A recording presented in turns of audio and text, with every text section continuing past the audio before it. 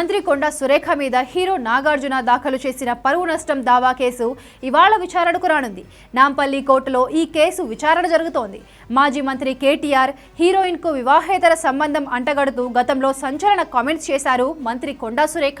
సురేఖ తన ఫ్యామిలీని కించపరిచేలా మాట్లాడిందంటూ ఆమె మీద పరువు నష్టం దావా వేశారు హీరో నాగార్జున. ఇదే కేసులో ఇప్పటికే పలుమార్లు నాగార్జున ఆయన కుటుంబ సభ్యులు కోర్టుకు వెళ్లి తమ వాంగ్మూలాన్ని ఇచ్చారు. మంత్రి కొండా సురేఖ కూడా కోర్టుకు తన వివరణ ఇచ్చారు. ఇరు పక్షాల నుంచి స్టేట్మెంట్స్ తీసుకున్న తర్వాత ఇవాళ కోర్టులో ఈ పిటిషన్ మీద విచారణ జరగబోతోంది. అయితే నిన్న కొండా సురేఖ ఇదే విషయాన్ని ప్రస్తావిస్తూ ట్విట్టర్లో ఓ పోస్ట్ పెట్టారు. ఆ రోజు అనుకోకుండా తన నోటి నుంచి అలాంటి వ్యాఖ్యలు వచ్చాయని, నాగార్జున కుటుంబాన్ని కించపరిచే ఉద్దేశం తనకు లేదంటూ చెప్పారు. జరిగిన దానికి తానెంతో బాధపడుతున్నట్లు పోస్ట్ చేశారు. విచారణకు ఒక రోజు ముందు కొండా సురేఖ చేసిన ఈ పోస్ట్ సంచలనంగా మారింది. దీంతో ఇప్పుడు కోర్టు నుంచి ఎలాంటి తీర్పు రాబోతుంది అనేది సంచలనంగా మారింది.